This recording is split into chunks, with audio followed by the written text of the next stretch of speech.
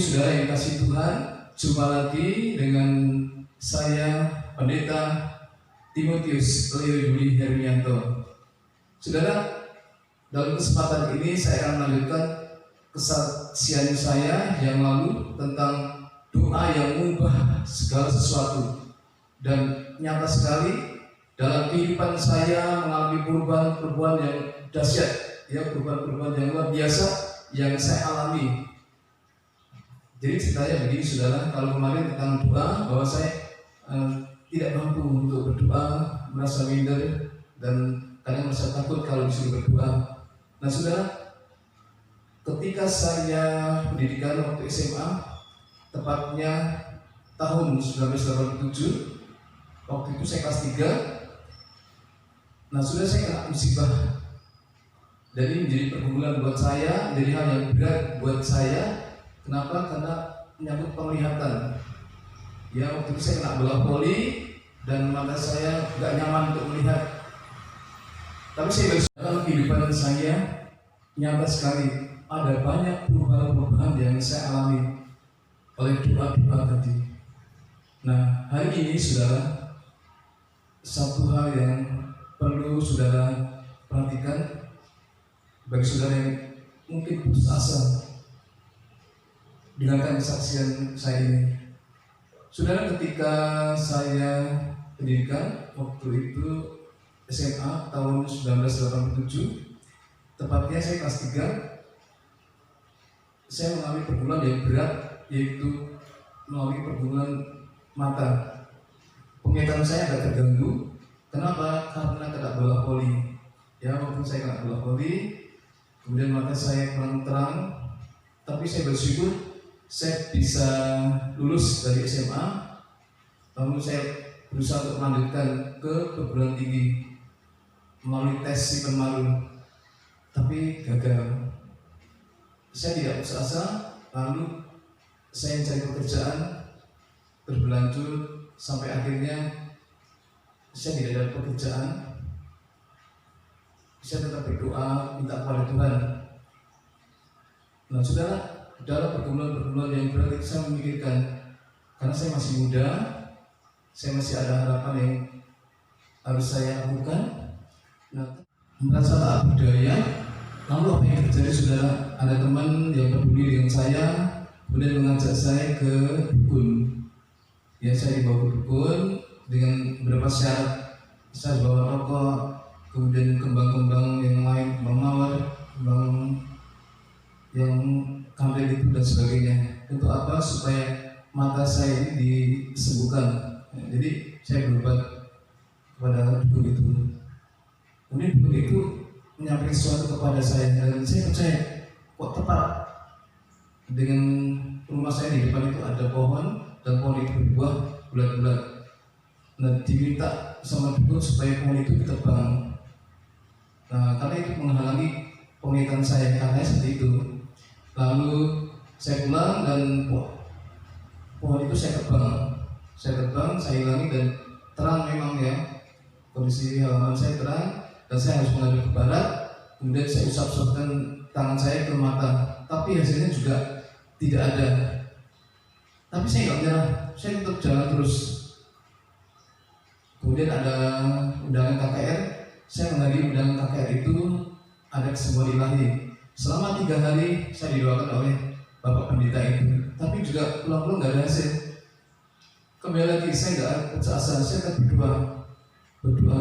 Lalu saya diajak ke gereja di mana saya beribadah sama kakak saya, dan di sana saya didoakan oleh pendeta, jemaat pada mendoakan saya semua supaya saya mengalami kesembuhan.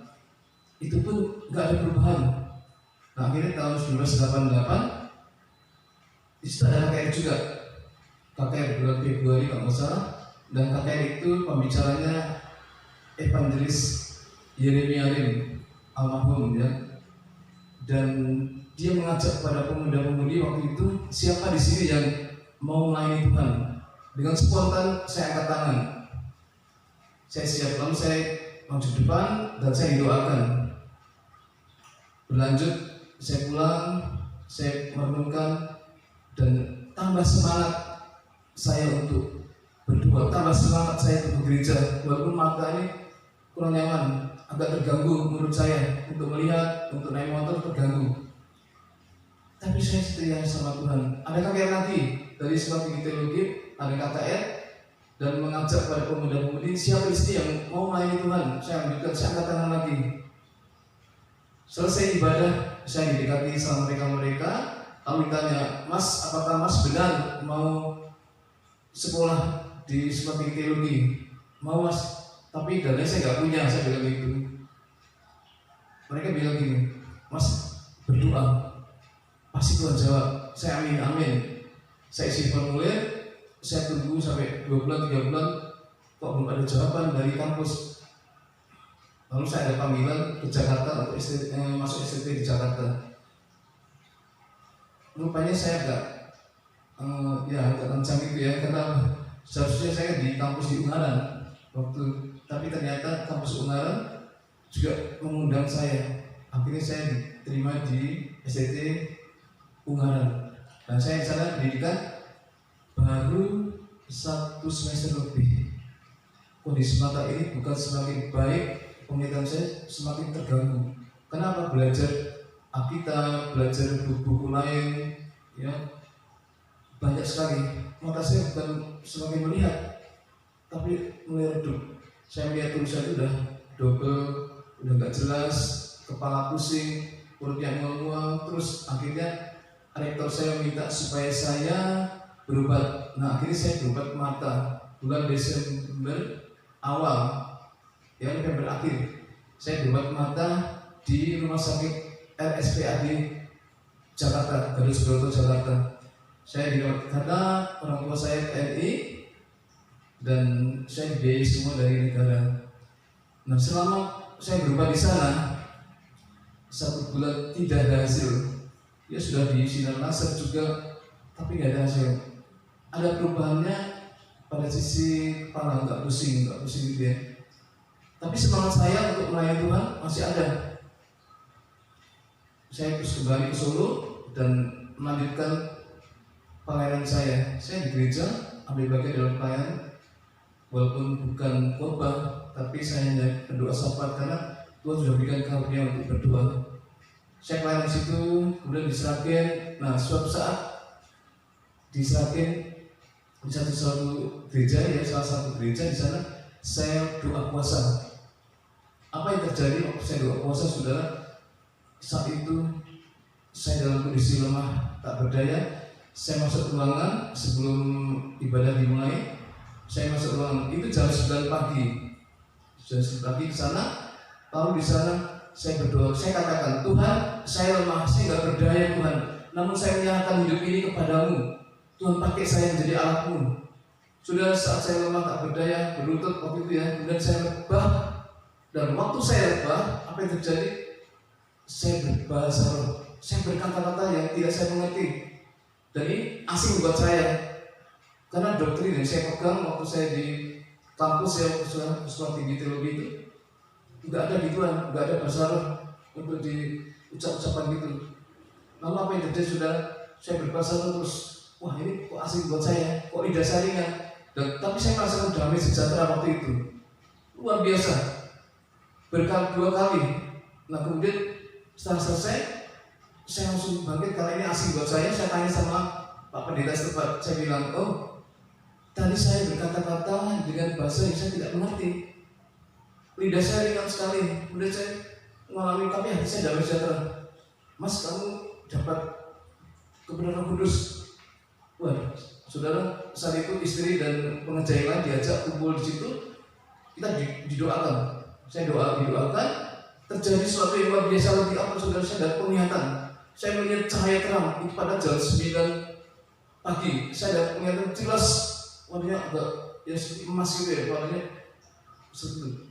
Saya lihat cahaya terang berderang, dan nampak Yesus juga melihat saya dan berkata, dosamu sudah diampuni. Dan itulah saya katakan seperti itu, dosamu sudah diampuni. Tuhan berkata-kata seperti itu. Dan waktu saya ada penglihatan 2 kali. Yang pertama sekitar kurang lebih durasinya 1 menit. Kemudian yang kedua juga gitu. Mulai di situ saya berkata-kata dengan bahasa Inggris Bang. Terus ada terjemahan juga. Nah, puji Tuhan, mulai dari penglihatan itu saudara, saya berjalannya waktu, saya dikuatkan. Saya mulai berani bersaksi kepada siapapun juga. Dan saat saya pulang ke Solo, di gereja di mana saya beribadah, dapat tantangan. Semua orang baik dengan saya, menyambut baik dengan kesaksian saya, dan mereka merasakan pelayanan saya. Tapi pendeta seolah menghalangi saya. Saya dikatakan, buat apa? Berkata-kata dengan bahasa tapi tidak mengerti, saya gitu kan. Tapi saya nggak protes, saya nggak menolak kata itu. Cuma saya mikir. Nah, akhirnya saya pulang, saya berdoa, Tuhan, kenapa kok demikian? Sampai akhirnya saya diberikan satu ayat firman Tuhan, 1 Korintus pasal 14 ayat 2. Di sana katakan, siapa berkata-kata dengan bahasa roh, ia tidak berkata-kata dengan manusia. Oleh roh ia berkata dengan Allah secara rahasia. Jadi hanya Allah saja yang tahu bahasa roh. Ini kesaksian saya untuk kesaksian berikutnya. Sudah terus menyimak, ya, menonton video kami ini agar sudah bisa beroleh berkat di dalam kesaksian saya. Baik, saya akan berdoa sebelum saya mengakhiri kesaksian saya ini.